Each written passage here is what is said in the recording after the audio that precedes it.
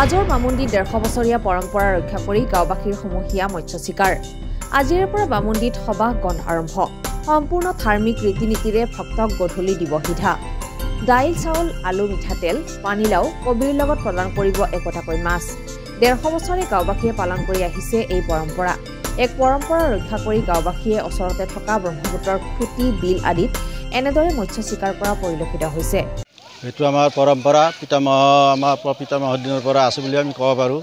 কাৰণ এতিয়া আমাৰ মাঘৰে আজি গণসভা উৎসৱ আজিৰ পৰা আৰম্ভ হৈছে দুদিনীয়া 5 আৰু 6 তাৰিখ আৰু এই গণসভা উৎসৱৰ আজি আমাৰ 166তম বছৰত বৰ্ষত পৰিল 65 যোৱা বছৰ পাৰ হৈ গৈছে এইবাৰ 166 বছৰত পৰিল আৰু এই 166 বছৰ ধৰি আমাৰ ৰাইজে আমাৰ ইয়াত সিধা দিয়া পৰ্বটো চলাই আছে আৰু এই গণসভা উৎসৱৰ কাৰণে আমি আজি সিধা দিম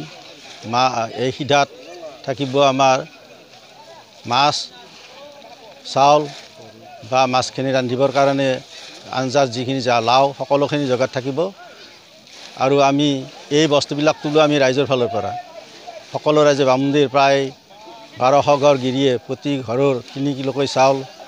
1 পল্লা খৰি জাতিলাও এটা বা আলু পৰিমাণ এইখিনিতে দিব গোসাই ঘৰত জমা দিব আৰু তাৰ পৰা আমি সন্ধিয়া 6:30 বজাত আমি নিমন্ত্ৰিত পশ্চিমবংগৰ মৌজাৰ 16খন গাঁও বাহিৰেও যি মানুহ আমাৰ ইয়াত আহিব তেওঁলোক আমি উভতাই নপঠাওঁ আমি সেইখিনি বিতৰণ কৰিম উল্লেখযোগ্য যে অতিথি অথবা ভক্তক নিশাৰ ভাগত সিধাৰ লগত এনেদৰে একোটাকৈ মাছ দিয়াৰ উদ্দেশ্যে পচন্দহিতক নেওচি পানীত মাছ ধৰিব ওলোৱা পৰম্পৰাই এক বাৰ্তা বহন কৰিছে পৰম্পৰা 150 বছৰ আগৰে আমি যেতিয়াৰ পৰা জানা হৈছোঁ তেতিয়াৰ পৰা আমি ইয়াত মাছ মাৰিবলৈ আহোঁ